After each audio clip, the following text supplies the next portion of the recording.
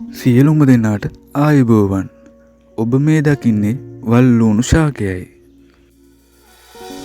වල්ලුණු ශාකයේ මල් සුදු පාටයි. පත්‍ර සුමුදුයි.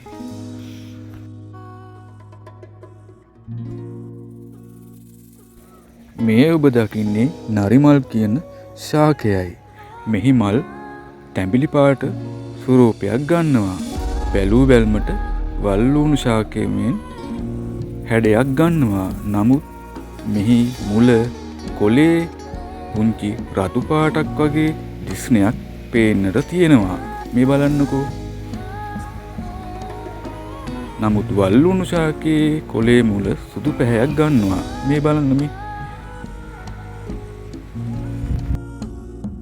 ඒ වගේම නරිමල් ශාකයේ කොලේ දිගයි. වල්ලුණු ශාකයේ කොලේ කෙටි. ගොඩක් අය මේ වල්ලුණු කියලා නරිමල් ශාකයට රැවටෙනවා. නියපොත්ත තලා ගන්නා විට නියම වල්ලුණු ශාකයේ හැටියට මෙන්න මේ පුංචි කොලේ තියෙන සුදු මල් පිපුණ ශාකයයි අපි ගන්නේ.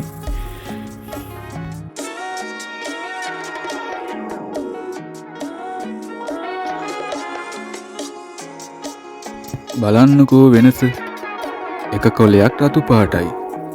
එක කොලයක් සුදු පාටයි. එක කොලයක් දිගයි. එක කොලයක් කෙටි. කෙටි කොලේ වල්ලුණුයි. දිග කොලේ නරිමල්යි. තොලබෝ පිරිත් මණ්ඩප සඳහා යොදා ගන්න නියම තොලබෝ තමයි ඔයා මේ දකින්නේ. බලන්නකෝ. කොළ හරිම දිගයි.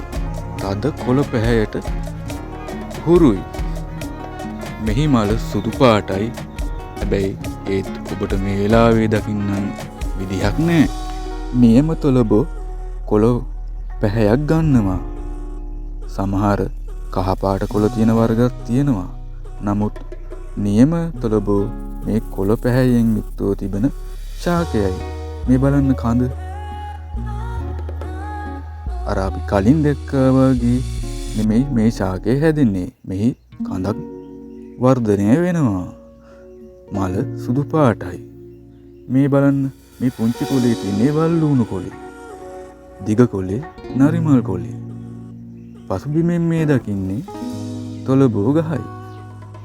වීඩියෝ එකෙන් ඔබ යමක් ඉගෙන ගත්තා නම් මාගේ channelයට පුංචි උදව්වක් කරන්න. එහෙනම් subscribe කරලා එකතු වෙන්න.